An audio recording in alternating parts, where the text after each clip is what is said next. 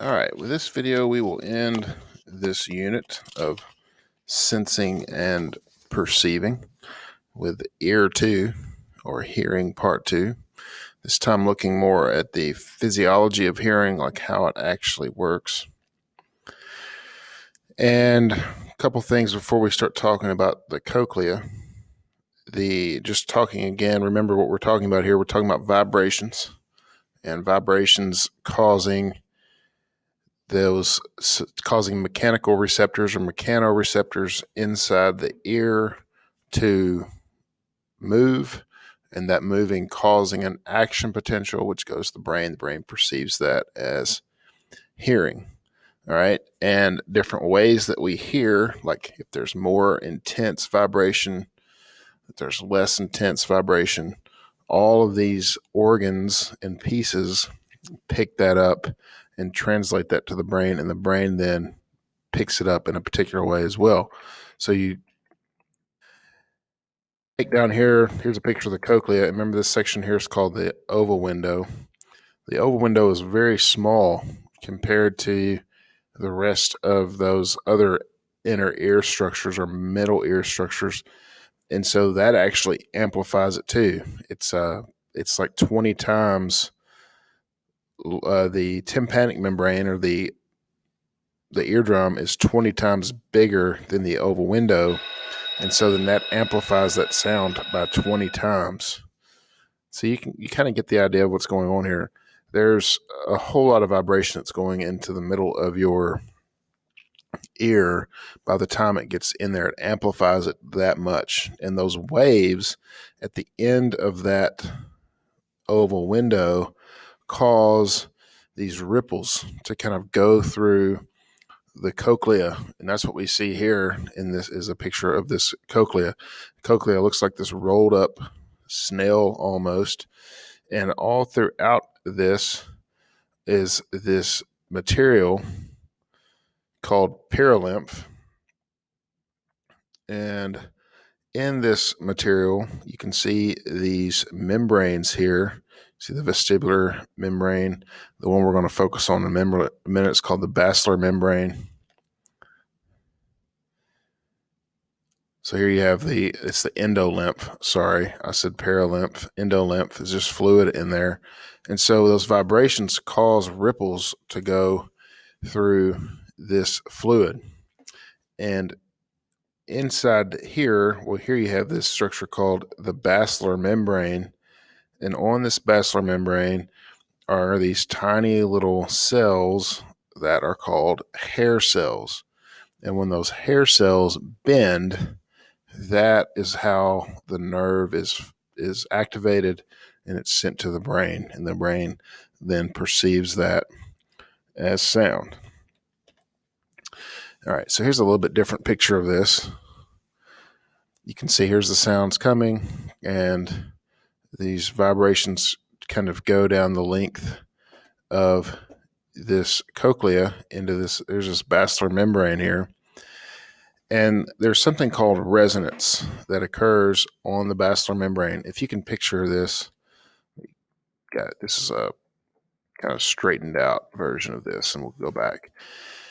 On one end of the basilar membrane, you have these really short fibers. On the other end, you have these long, floppy fibers. Each one of those fibers has a particular resonance frequency. And the resonance frequency is what type of frequency is going to get that particular fiber to vibrate. And if you think about a short little fiber, it's going to be a high pitched kind of thing. A long fiber is going to be a more lower pitch. And so whatever sound you perceive is going to cause a particular area of this basilar membrane to start to vibrate. It's going to find that particular resonance frequency, and those waves are going to cause that basilar membrane to resonate or to vibrate. And then once those little fibers or those hair cells are vibrating, it causes that action potential and sends that on into the brain. And so a couple other things before we move on to equilibrium, and orientation. How is this processing occur in our brains? Well, first of all, there's the perception of pitch. Those impulses from those hair cells in different positions along that basilar membrane are interpreted by our brain as specific pitches, right? And some of you are better at recognizing those just because you've taught yourself, okay, that's well, we give names to those pitches, right? And notes and those sorts of things, and you recognize it. That's an A or whatever. And then there's different octaves and there's all this other musical terms that we don't really apply to this so much, but you get it.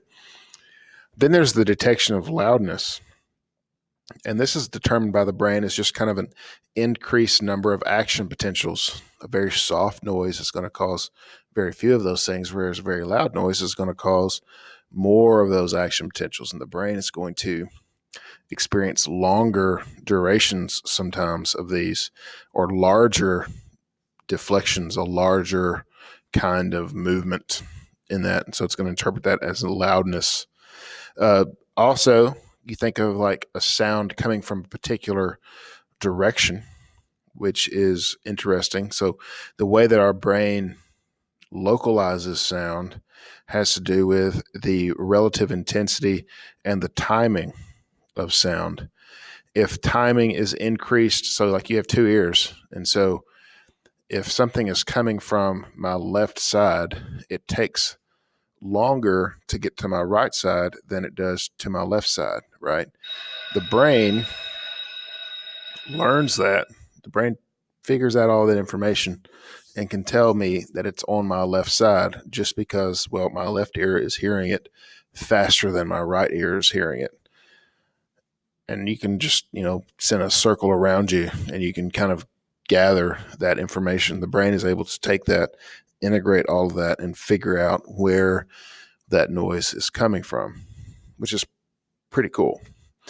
Now, how else are these organs inside of our bodies used? And so we talked about the cochlea, but you have this vestibule and you have these semicircular canals as well.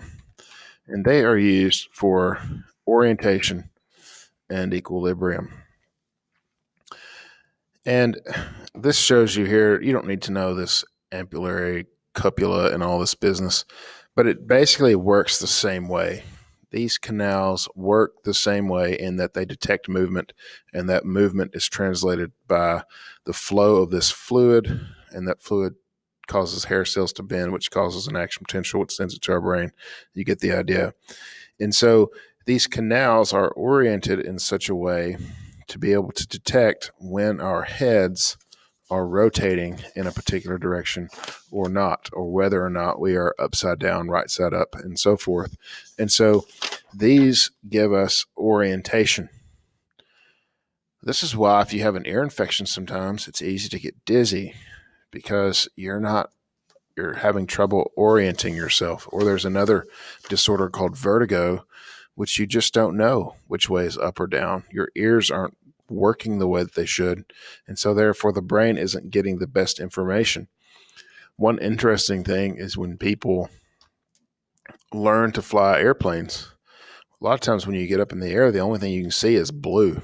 You don't know where the ground is, but it's very important to know where the ground is because you don't want to hit it going at a high rate of speed. And so pilots are taught to not trust their senses, but instead trust the instruments that tell them where things like the ground and the horizon are. And because it's very easy to get disoriented because our brains depend upon seeing things like the floor and the ceiling to orient us. If we don't have those things, then we get disoriented very easy.